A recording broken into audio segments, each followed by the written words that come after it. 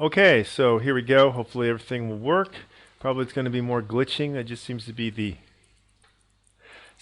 how the uploads go. The audio is okay, so I guess that's the main point.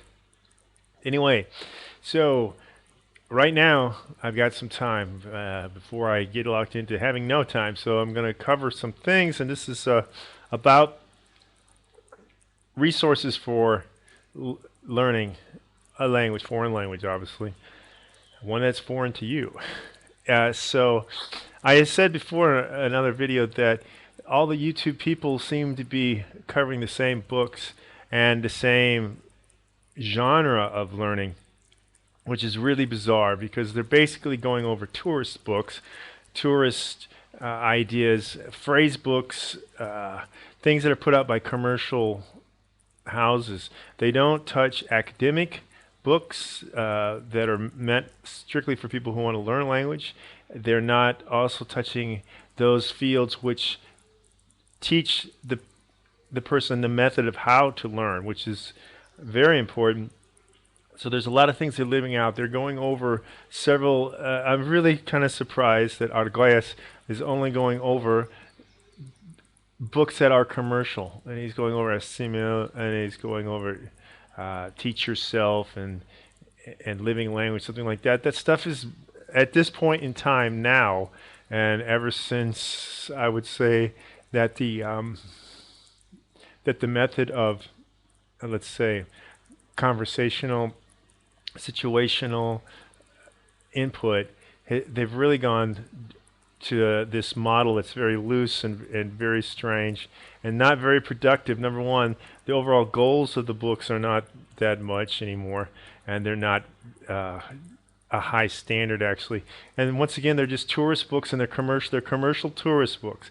Of course, I know the majority of the YouTube people don't know academia. They don't have a background. They don't obviously know the linguistics books, but they also don't have a background in language learning or acquisition. They're two different things. And so they obviously don't know, again, about something I'm going to cover. And I really want to get into these areas. I don't have all my resources here because this is not my main dwelling as far as where all my resources, I have things that are in storage on another continent, so I can't get to those right now. But what I can get to you is some things that I want to cover. I don't have everything, but I'm going to talk about things. Now, the Teach Yourself books, just talk about those, because there are some people who've said, yes, using the older versions is much better. That is true. That is very true. Why? Because they were set during a time period when the standard of actually foreign language learning had to be higher in producing something. Okay, the tourist idea of loosely saying, where is the bathroom, or hello only, those sorts of things were meaningless at that time period because they're actually translating. They're using a grammar translation method, which, look at my other video I have about the translation method and what I'm talking about that. Anyway, so I'm going to show you, because people are talking about the Teach Yourself things, and they're pulling out, like Lao, she's got 4 million of the new ones, right? He doesn't really have the old ones. I haven't seen them. These are what the old ones actually look like. I've got some of the actual here. This is what it looks like. They're much smaller. This is the German. It's fairly small, which is kind of bizarre because I also have the Italian here.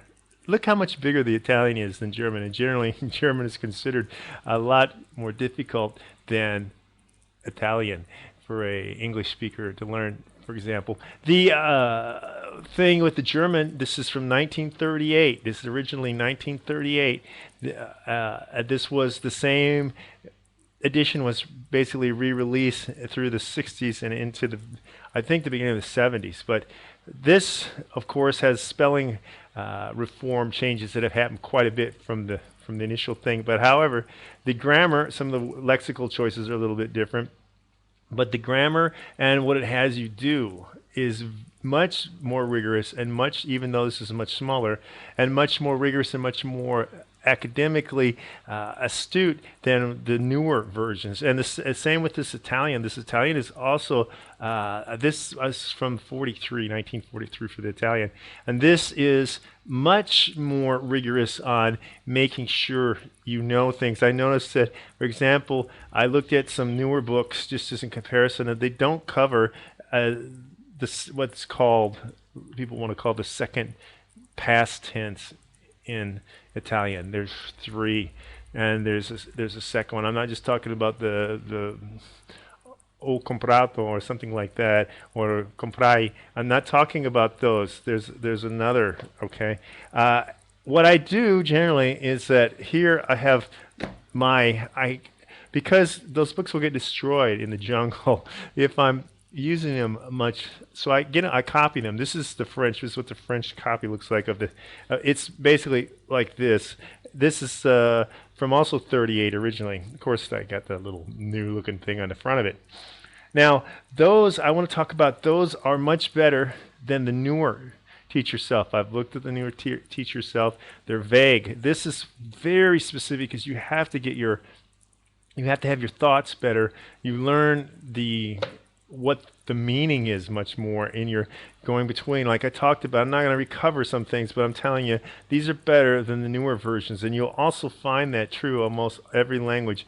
The newer ones are not for commercial release. This was, well, that's another thing too. This was more thought of as a commercial release for those people who are more serious. Now it's sort of impulse buying commercial release for most foreign language learning books. Okay. Now, I want to talk about an area where I have a whole lot of stuff, a whole lot of material, but I don't have it here.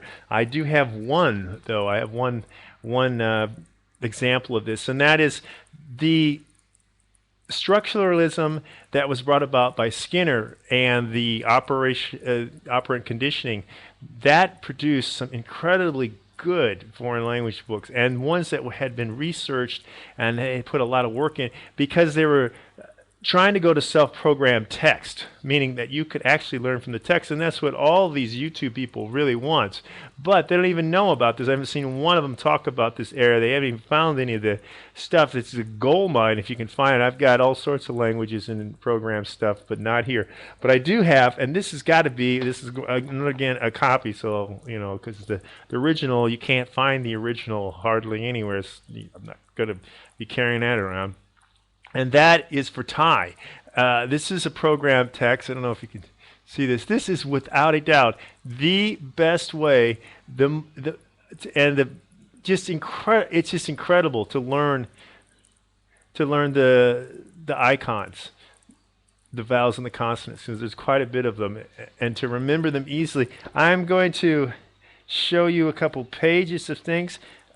You're not going to understand. It's not going to make any sense to you probably whatsoever. But believe me, this stuff here, this stuff is more sequential, scientific, and thought out than any other material you're going to find. If you can find program texts that were produced through the 50s and 60s and ending somewhere in the 70s, depending on the language, before the communication paradigm took over language teaching, then you found a gold mine, because that is set up for individual learning. You have progressive things that you, not only are you actually talking about, you're actually achieving them. That's something that's set up with program texts that don't exist. Speaking about Thai, I'd have to say that this is the best of the, what do you want to call it, commercial books available for those of you who want to know about Thai. This is without a doubt the best of all the Thai books. I was going to show you an example of a really bad one, but it's a very popular Thai book, and it's really bad. It's just the whole methodology is horrible, but this is really good. Now, of course, with these, if you know me, these geolock languages, I just don't care that much about. I only do a certain level on them because they're just, if I can't use it in several areas in the world, then I don't care anymore at this point in time. I'm going to go, however, we'll talk about something too because I want to spend some time on another aspect. Now, what I'm going to go to, none of these people, they don't know about the program text. None of the YouTube people have talked about program text. They haven't talked about operant condition. They haven't talked about Skinner. They haven't talked about finding these resources, which if you look desperately hard and spend time on it, you can actually come up with some things. Now, I want to talk about a book that's also out of print, easy, but you're capable of finding it in different places. I've got several copies of this book, and this is a incredible book, as it marked one of the first in this area, and that's this. Okay, this is LAMP, as it's known, Language Acquisition Made Practical, for any language. Okay, any language in the world. This is a method of how to learn any language in the world. You can do this with being in the environment. Is what it's designed for. If you're in design of an environment, now that. And this next one, which is a strictly, this is taking once again from linguistics, from field linguistics, part of, and I'm not going to read you parts of this, I'm not going to read this book to you because it's just, you need to do the research and get the materials yourself. But as I talked about when Lao Shu and Steve McCormick cannot learn languages anywhere in the world, imagine that you're dropped or they're dropped, let's put they're dropped, into Papua New Guinea, in a monolingual culture that does not speak any language but their own. Okay, they're not even speaking the national Tok Pisin. They're not even speaking that. Okay, they're not speaking the Creole language. So how are you going to go about learning that language when you have no language in common? There's no dictionaries and there's no script. Okay, you're screwed. They can't do it. Of course, they won't take my bet on any of these languages. There's some American Indian languages and Inuit languages they could work on too. They can't do it. They're screwed. Okay, how do you do it? This is a field linguist's book on how you go about doing that. Exactly how you go about doing it. LAMP is also a book that works for that same endeavor, but this book was written by field linguists. The other book is written from people who know about field linguistics, but this is written by field linguists. How do you do it? What is the sequential, systematic, scientific strategy to achieve fluency in another language that has no script, that has no dictionaries, that has no learning materials? How do you do it? This is how you do it. Now this, of course, is not covered by any of those people because they're not linguists. They are not linguists, okay? To say that again, who can do that? Linguists can do that. Now, of course, those books alone don't mean that you have all the ability. You're going to also have to, you're going to have to put out some effort on learning some general terminology that will make things easier, like the IPA, for example, will make life easier for you. Okay, now I want to go to showing you a book from a series that's put out. Also, again, this was done by linguists, obviously, not by tour guides, not by commercial endeavors. This is this is a very large language. This is the largest speaker language in the Philippines, and that's Cebuano. Cebuano is larger than Tagalog. It does not have prestige status in the Philippines, but it's a large language. And so this is a book. This is talk about, Lao Shu wants to talk about, I want to learn exotic languages. Well, here you go, Lao Shu. You can't find anything on Cebuano, number one. This is part one. Part two is just as large as this book. And this is very detailed.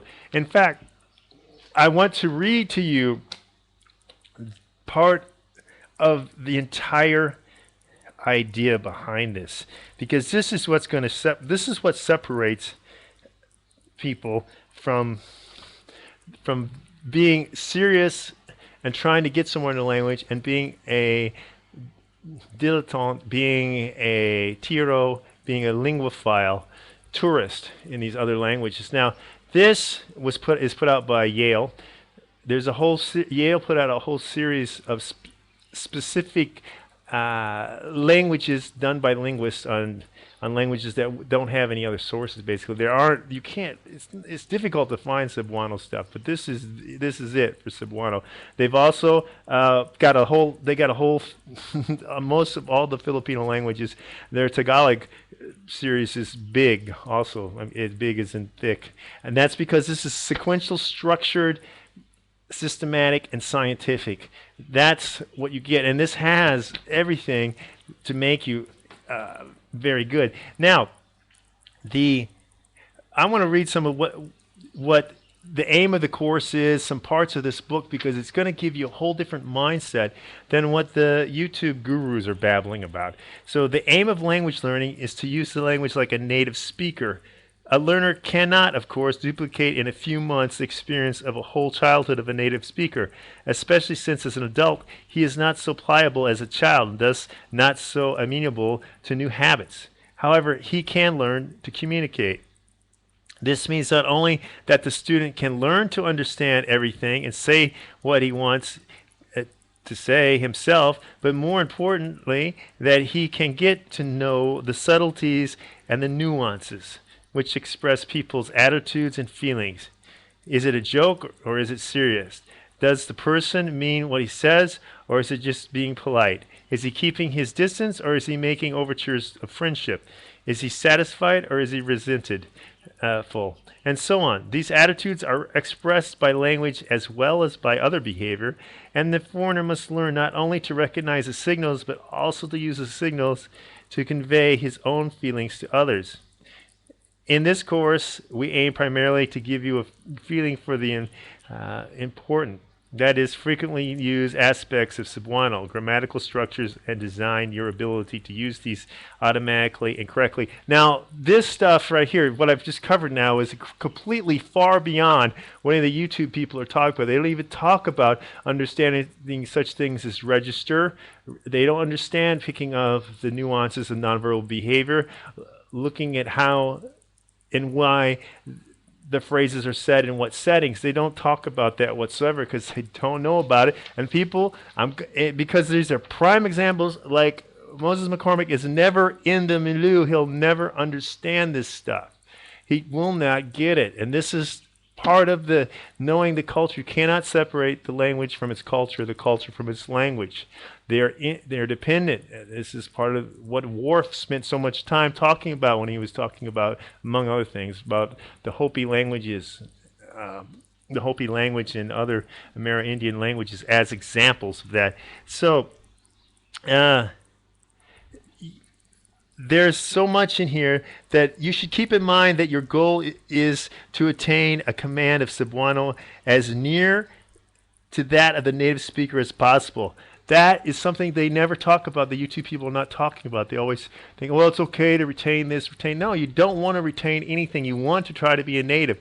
If you fail reaching that mark of a native, okay, but you should never give up the entire idea and the objective of obtaining that native level.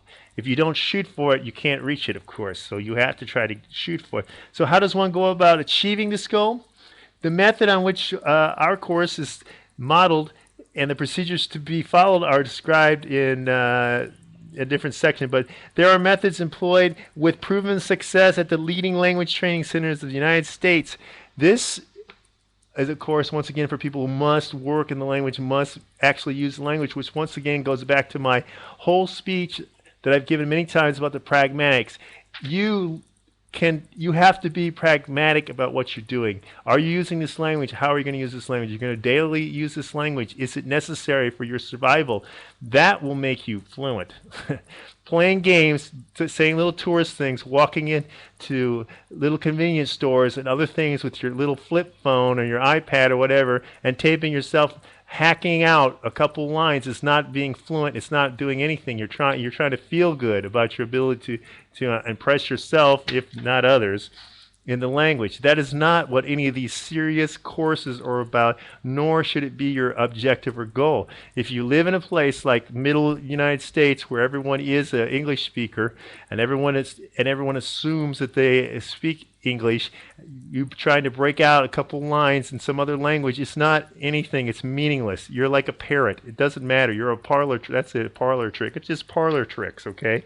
So, why must we parrot our information? Now, this is talking about part of how much rehearsal you have to do, which these people on YouTube don't talk about. They don't talk about the rehearsal. It is precisely by repetition that you come to understand a foreign language. When you first hear a foreign utterance, it's just a jumble of sounds to you, and you pay no further attention. However, if you are to repeat the jumble of sounds, you must observe every minute aspect of it. You learn to fix your attention on the elements that are significant, which, if you were just listening passively, you might never notice. Take heed of that, Steve Kaufman. Passively, which is really actually receptive, because you're not actually passive, it's receptive. You might not ever get the nuances, which means you're not going to understand the phonemic significance or the morphemic, to use the linguistics more specific terms. Mimicking has another purpose as well. When you repeat and imitate the patterns of the language, they become impressed on your mind. One or two repetitions, it takes more than one or two repetitions, so will not make the pattern a part of you. That's true. That's something you have to do.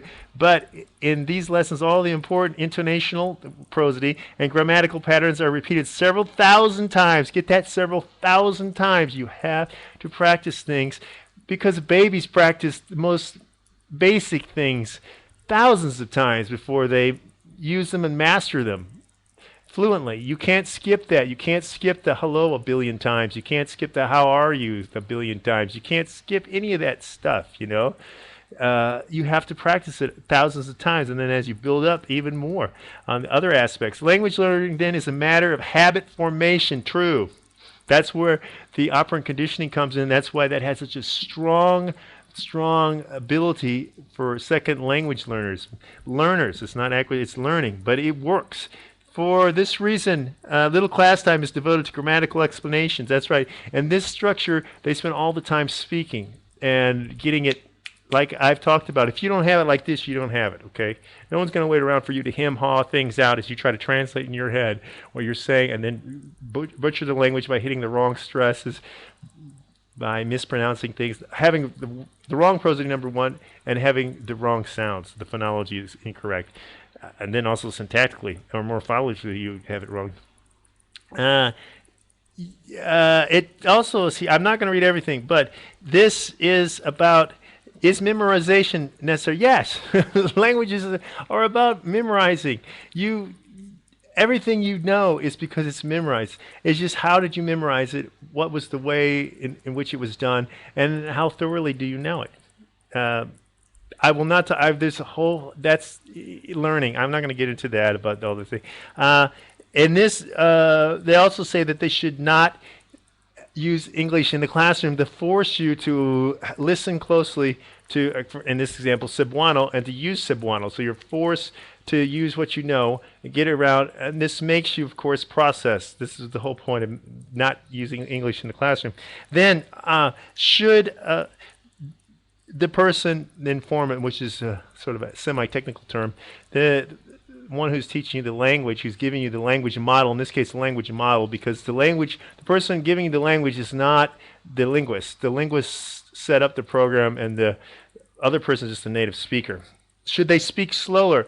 This is something that's incredibly done everywhere, except in DLI or at FSI and a few other places. They never speak at a slow speech. Yes, it is true, very true, that as babies, people do speak slower to them. They do this baby talk, motherese it's called. There's been a lot of research on that. That helps them. That helps them get the language. But one of the things here is, don't have anybody, you listen to only normal speed conversations. And the reason for that is to process the stuff normally and to get the prosody down. What happens is, and Pierre Caretz was talking about this, that people learn a sort of classroom variety of the language, which is slowed down and not pronounced the same. The prosody is not the same as it is in the natural language, so people can learn at one level how to speak in the classroom, but they don't ever learn how to speak. They don't ever learn how to speak in the reality because they're off. Okay, so. Is there anything else here that I want to give you from this? And that's just, this is very detailed. This is, yeah, I mean, it goes through prosody practice, how you have to learn the minimal pairs. Yeah, well, I was going to show you just a few things. Just here, okay, beginning. Can you see that? Okay, you see that the line above the phrasing? That's to teach you to begin with what the prosody is. So that's how the tone and the accent stress is going to be. So those things are important. No one else is covering that in other versions of languages. That this time period that was done. This is also from the late 60s and 70s. This beginning Cebuano Part 1 and Part 2. Those sorts of resources for a person who thinks that they want to learn something. Well, number one, you can never learn a language by yourself because languages are not about yourself. They're about communication. And the bottom line, they're about communication with others. You never learned your L1 by babbling to yourself and you came up with a language that the other people happened to speak. Didn't happen that way. So the people are living in the completely wrong paradigm. They have an engineering flaw, a design flaw. The people say, hey, I want to be able to do this on my own with no one else. Can't. All right, you cannot. Dead languages are communication with the text, with the iconic representation of the former language. Those things you can learn just to observe and understand. Okay, but the actual language and speaking, and you need to hear it. You need to speak it, and to do that, you need someone else. So the people saying, "Oh, I can't do this," and that, okay, you don't need to learn the language then, because pragmatically, it has no use to you. And that, number one, is the number one thing. Is it pragmatic? Will you use it? Are you going to play a game where you live in somewhere in Ohio, let's say? Let's say you live in Ohio and you don't use any language other than English 99.9% of your life. You don't interact with anyone, and 100% of the time you don't have to do anything other than using one language, English. And the people that you can use, who's around? Oh, there's Hispanics. So you could actually use Spanish if you learned it to a high level and pursued it. Are you going to use something like Thai? No, you're not going to use something like Thai. So why would you even play games with it? And you're not going to learn Thai. Thai people are not going to waste their time trying to speak to you because you're going to be so off on your tones, among other things, and your whole idea of how this culture works, that you're going to be just a joke. You're a parlor trick at best. So once again, I'm putting it in there because the people who think, hey, I'm living, whatever, I'm going to learn Gaelic. And I live in the United States, and I live in, let's say, Missouri. I live in Missouri. Who speaks Gaelic in Missouri? Where do you have to go somewhere to speak Gaelic? Nowhere. Now, if you want to just learn to read and write, okay, one thing. But that's still going to be putting yourself out. The point with pragmatic things is it is on you. It comes around you. It swarms on you. You don't have to go out and force, just like here. I'm in Thailand, obviously. To speak Thai. Do I have to go out looking for people to speak Thai? No, I walk out the door. Do I have to go around and hope that people will respond to Thai? No, it's happening because I'm in a place where that is the milieu. That's where people speak it. This is where it's normal, where it's done. This is how people think. It's how they operate, okay? They're talking to themselves in their heads in Thai. They're not talking to themselves in English. And then, as a game, I switched to Thai, and not even thinking in Thai, just kind of stammering it out. That's the case of the other tourist sort of thing. Or the same can be said about any language, but I'm using that as an example because this is where I'm at. There are also a lot of other languages around here. There's Northern Thai, Kaomung, here that can be used, along with a lot of what we call hill tribe, minority tribes. And Burmese are all around, so you can speak Burmese here. if you're so inclined. So those sorts of things are not going to happen if you're living in the United States or if you're living in Saudi Arabia. You know, you're not going to be speaking Burmese in Saudi Arabia. Pragmatic usage. If there's no pragmatic usage, then what are you doing with the language, okay? You're just playing some sort of little game to impress yourself. And, well, you're not impressing me because it's useless and I'm not impressed with that. So anyway, so this was a little bit over about the resources that other people don't talk about and the whole thrust, the impetuous, what is